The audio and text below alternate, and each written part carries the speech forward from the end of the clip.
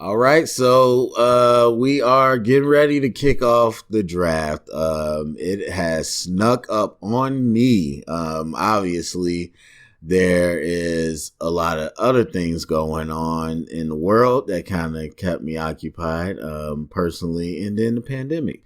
But either way, the draft is here, ready for that. And yeah, I'm excited. I'm excited nonetheless. And so obviously, tonight's just round one. The Bears don't have a first round pick, so a lot of fans tune out. But for my true better Bear fans, let's talk about the Chicago Bears looking ahead to the draft. And first of all, I'll say I'm going to just do this and then I'll recap the draft after. Well, more than likely, I'll drop videos talking about the picks as well. But we'll recap after. I'm not really going to preview each day. This is just kind of general philosophy. Secondly, I don't know. We don't. No one knows. It's an educated guess.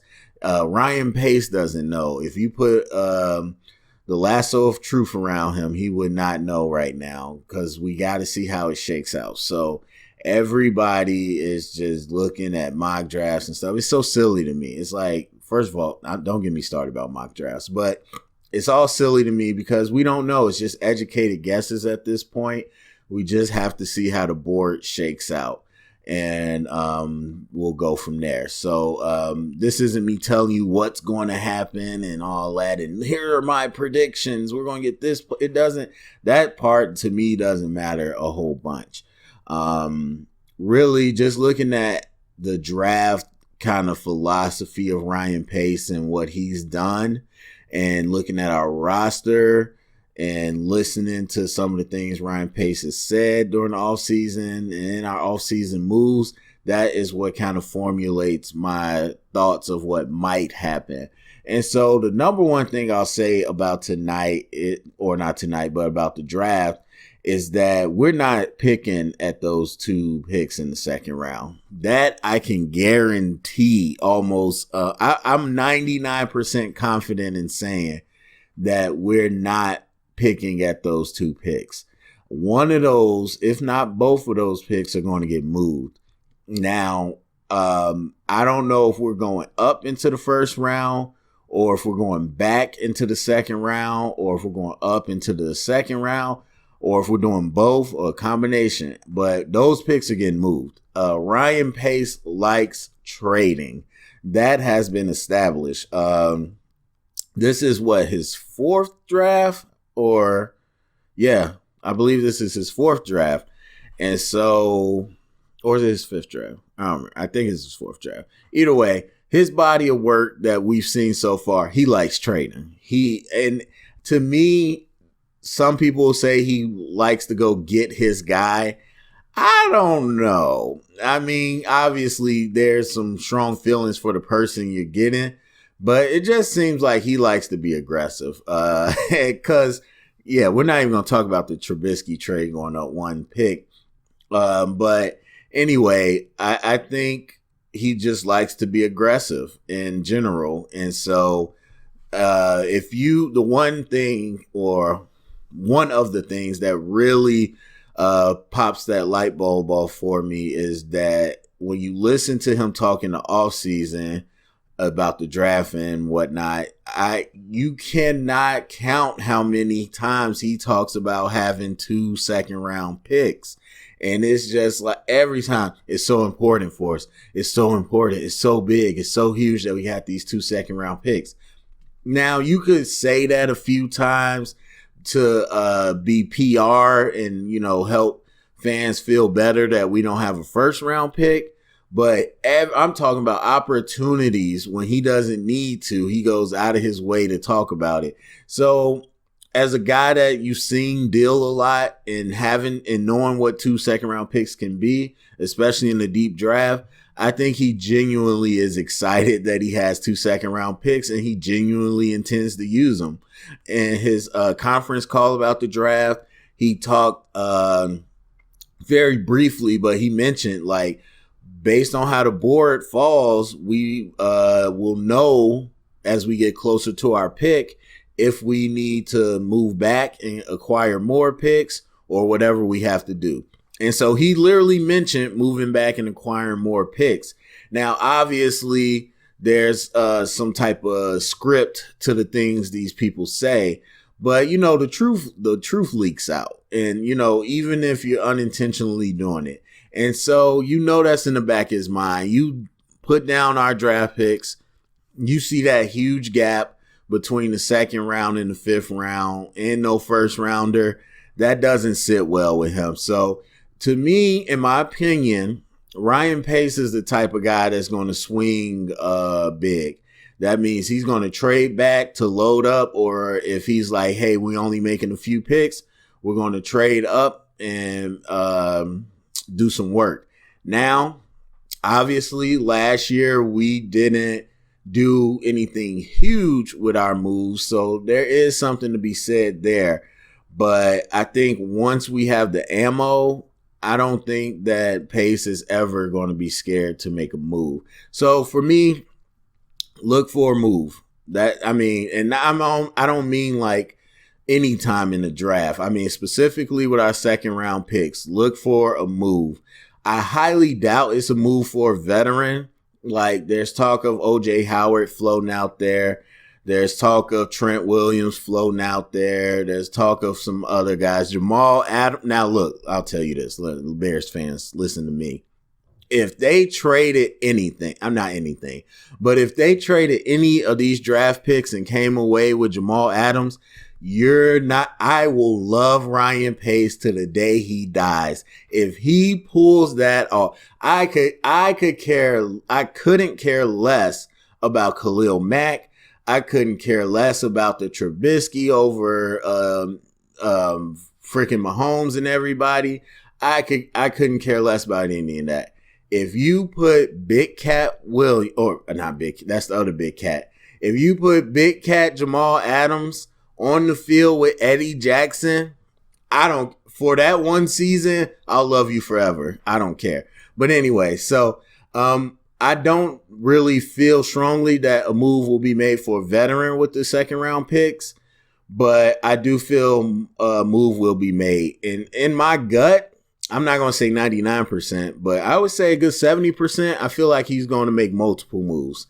And as far as with both of those picks. So that's my thought of one of the things that's going to happen. So outside of that, kind of ruling out where we won't go. I don't see us going quarterback at all in this draft. I mean, what's the point? You got a first round, a top 3 pick at quarterback, and then you got a guy making a buttload of money that you presume might be the starter. So you should feel safe there. I don't see us putting any of our slim picks into a quarterback, because if you're picking a quarterback in 7th round or whatever, then like, okay, what's the point? Especially these days. So I don't really feel like that's a thing. Running back, I don't see. Well, I could see us putting a later round pick into a running back. Montgomery, I like him. I don't get the sense that Ryan Pace is very much into the bell cow running back type deal, and I think their patience is running thin with Tariq Cohen. That's my guess. So I can see us with a later round pick if there's a back they like. And it's a good running back class that's going to get pushed down because, yeah, Ty Gurley has scared the NFL back into submission. So did Ezekiel Elliott. Like, they're not about to blow up the bank for running backs. And so a lot of good running backs are going to get pushed down. So I can see us taking a swing at that. Tight end, I don't. Who was it? Demetrius Harris or something like that was the other tight end we signed. Plus we got Shaheen, and we'll see what happens there. And then a buttload of other tight ends. Like, you listen to Pace in the offseason. He won't stop talking about all the tight ends they got. Now we know they released Trey Burton and that whole thing. So whoever the Demetrius Harris or whoever he is, like, they are very excited about him because every time, again, you listen to the things they go out of the way to say. Every time they bring up Jimmy Graham, anytime they bring up Jimmy Graham, he tags on Harris. They're like, so what about Jimmy? Like, yeah, man, we really excited about Jimmy, but also we signed Demetrius Harris. Like, yeah, Jimmy's going to do this, but we also got Demetrius Harris. Like, he won't stop saying that. So as much as people feel like, hey, the tight end position needs more work, and again, don't get me started on that argument. I think it's just silly. Like, to me, that's not really an argument. But as much as people think that needs more work, I really don't see him adding to the tight end group. What he said was that if there's a player they like that comes down to them on the board and they're the best available, then they're not going to rule it out. I like this tight end. I like some tight ends in this group. Some people really don't like them, which is weird to me. But it's fine. The players that people really fall in love with in the media and fans at tight end and draft end up never being that great. So whatever. I think there's actual good tight ends in this draft. So, but I don't see us doing that. Now, O-line, I think we're gunning for a tackle. So for me, if we're talking about trading up, it's got to be for a tackle. First of all, we have never, I don't ever seen a draft like this with these types of tackles. Like, Wills is legit. Andrew Thomas is legit. Wirfs is legit. Becton, not a fan. But a project. So if you think Orlando Brown's worth the project, maybe you think Becton's worth the project. Austin Jackson, very good tangibles, could be pretty good. Niang out of TCU, I like better than all these guys. Josh Jones out of Houston, amazing prospect. There are tackles galore. And so I can't, as I said before when I first talked about the Bears, I was really hoping that Josh Jones would stay under the radar. He has not. A lot of people talking about first round, but right now, people are talking about Isaiah Wilson and Ezra Cleveland. Dude, they are not good tackles. But if they get pushed into the first round and pushes down Josh Jones, more power to us. But it seems as if most of the tackles will be gone. So I have to think that if we're making a move, it's going to be for a tackle. Because, again, I said this before when they signed Ifedi. My fear was they're just going to plug Ifedi in at guard and roll with it. And that seems like what they're going to do. First of all, Cody Whitehair, too much invested. James Daniels, too much invested. So they're not going anywhere. They brought Ifedi. They keep pumping up Coward. Now, they pump up players and cut them all the time, but every time they talk, it's not really a deep dive. It's not really we'll evaluate the position and see. It's never all that. It's a very quick cut to the point.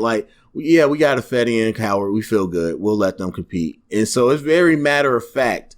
And then, of course, Alex Bars, a lot of people talk about him. So I really don't see us going interior. I really think they're going to go for a tackle that has some flexibility. They love getting players on the O-line that cross-train. But I really think that they're shooting for a tackle in this draft. They know, because Ifedi not competing with Bobby Massey tells you that they are thinking about something else. Now, they got Jason Spriggs, whatever. But I really think they're thinking about bringing in a tackle. Now, I thought that was obvious last year, and we saw how that worked. So we'll see. But this draft is overloaded with tackles. So I really believe that's where the target is in my heart of hearts. Receiver, they like the receiver class or the receiver that we have. I know a lot of people talk about this receiver class. I'm honestly not super impressed by it. I feel like I saw other receiver classes better. But the point is, receivers a dime a dozen. That's what they are. Much like the running backs, they can be found everywhere. They can be made to work. The opportunity and supporting cast is the biggest thing for a receiver. People are starting to realize that. Short receivers, tall receivers, jumpy receivers, fast ones, slow ones, they all are finding their way in the league. It's just how you use them. So I don't think that we need to spend premium picks on a receiver. And after the Kevin White thing, I don't know if he'll ever want to do that. And so that's kind of how I feel. That I don't see us really attacking that position. Allen Robinson, obviously, everyone on his nuts. Anthony Miller, too much invested, and I think he's pretty good, but hurt. Riley Ridley, a lot of those guys, they're really looking at them to step up. They put some capital into them. Wims and Ridley, excuse me. But if we do get a receiver, now, knowing us, we could. Honestly, we could go second round receiver or what have you, or if we trade and get a third or fourth round, maybe there. So we tend to like to get receivers. So it could happen, but I hope that's not our target. And then defensively, I think Pace has shown an affinity for special teamers. Overall, as this draft, and there's some GMs and coaches that are strong about that. It's like, we want to get guys that if they're not instant starters, like premium picks, they better be able to contribute on special teams. And so to that point, we get a lot of D-backs, we get a lot of linebackers. And so I really do think that defensive back is what we'll see a couple picks with. Now, there's the obvious hole at strong safety. They really are pushing Deion Bush. I don't think they believe in him as the starter at all. There's no way. Not as the starter, but I don't think they believe in him as the long-term answer. But we haven't had a good track record with our D-backs outside of Eddie Jackson, of course. All of them. Bush, Houston Carson, I forgot that guy's name out of Northern Iowa. It was DeAndre something. Tolver, we'll get to see what he can do. But Doug, we still got Smelly. It's not Smelly. It's got to be, is it Shelly? Whatever Duke's name is. We still got a number of D-backs that are young, but that first group we brought in, they didn't really do a whole lot. So I could see us getting D-backs. There's definitely going to be some safeties. Now, Xavier McKinney, who reminds me a lot of Ronnie Harrison, it seems he's getting pushed back a little bit. But it really seems like Grant Del Pitt from LSU is being pushed out of the first round, which is good news for us. I really like him. I really like the LSU D-backs, how they're trained. Obviously, I talked about Kyle Duggar yesterday. A lot of people talking about him. Jeremy Chin. Some people think he's a linebacker, but hey, maybe we need a linebacker back there. And so there's a number of options. So I wouldn't be shocked there either. I don't think we put a premium pick in a linebacker, not a great linebacker class. Plus, we have our two starters that we got money into. So I don't think there's an urgency to replace Nick Kwiatkowski. If anything, it'll be more like a pick like Iggy was, where it's just a special teamer. So we might see a little bit of that. I don't see it with pass rush. We put so much money into Robert Quinn. We got a lot of money going on that D-line. So I don't really see that happening. And there's not a lot of great edge rushers at all in this draft. So I don't really see them paying Khalil and Robert Quinn that much money and then bringing in a premium pick to rotate. So like you think about Green Bay, they did that last year with Rashawn Gary.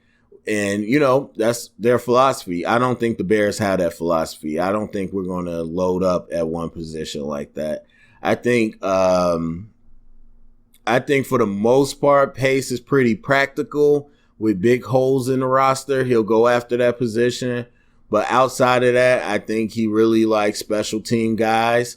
I wouldn't say necessarily the best athletes. It's not like, just get the best athlete. I think they like proven football players with good IQ, high production, and that can add to special team value. So that's what I usually feel. So looking at it, again, we got 7 picks. It's hard to say until we see what the trades are, but I really feel strongly we will trade. I feel strongly that we will come away with a tackle, and maybe that's silly because I'm setting myself up for failure there. But yeah, I would say seeing us tonight in the first round, there's a 30% chance, and it would be the back of the first. I don't think we'll go nuts and try to get to the middle of the first or the front. If we do, oh my God.